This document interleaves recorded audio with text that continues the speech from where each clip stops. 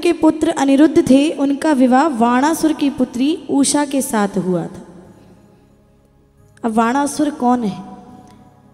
राजा बलि के 100 पुत्र थे, जिनमें वाणासुर सबसे ज्येष्ठ पुत्र था,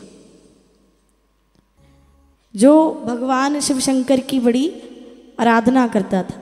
भगवान ने प्रसन्न होकर उसे 1000 भुजाएं प्रदान करी थी।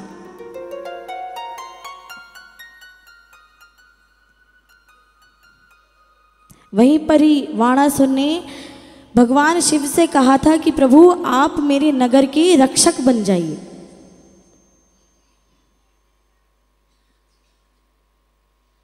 तो भगवान वाणासुर के नगर के रक्षक तो बन गए, परंतु वाणासुर के अंदर अभिमान आ गया कि अब मुझे कोई हरा नहीं सकता। तब भगवान शिव शंकर ने ही कहा कि जब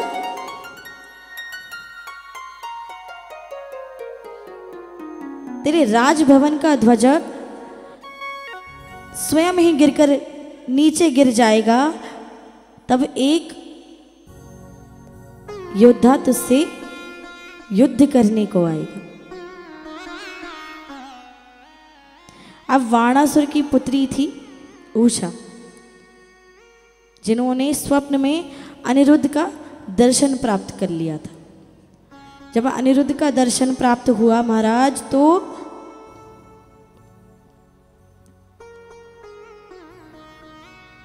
वाणासुर का मंत्री था कुंभाण, उसकी पुत्री का नाम था चित्रलेखा।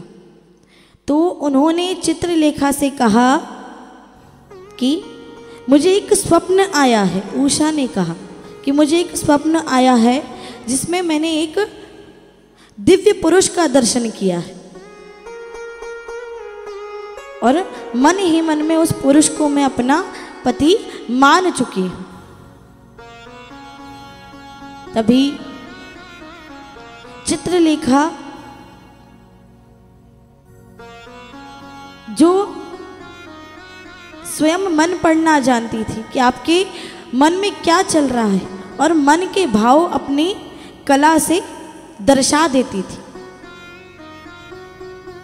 उसी प्रकार से चित्रलेखा ने अनिरुद्ध जी का चित्र बनाया।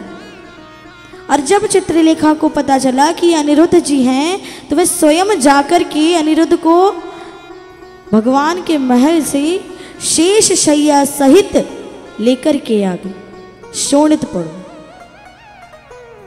अब जब लेकर के आई तो उषा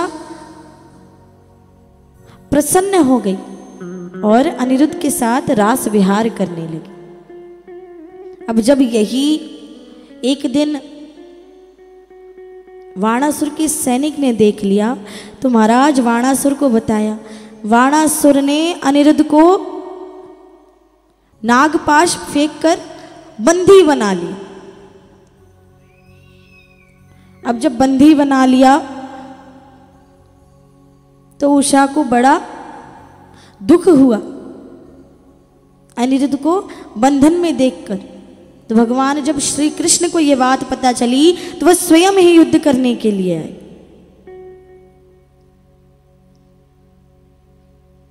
भगवान ने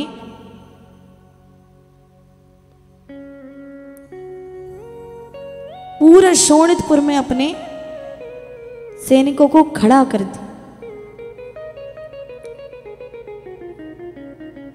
अब वाणासुर के नगर की रक्षा स्वयं कौन कर रहे थे? भगवान शिव शंकर।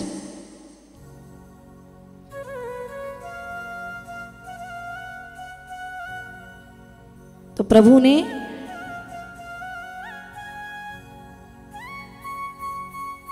सबसे सर्वप्रथम तो खूब समझाया, पर वाणासुर के समझ में नहीं है। अब जब वाणासुर के साथ युद्ध हुआ महाराज, तो अंत में वाणासुर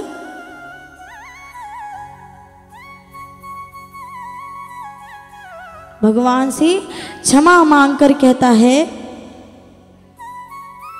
कि आप जीते और मैं हार गया।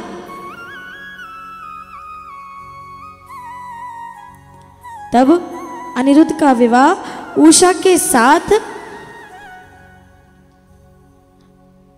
पूर्ण हुआ। इस प्रकार से विवाह संपन्न हुआ। बोलिए कृष्ण कन्हैया लाल की।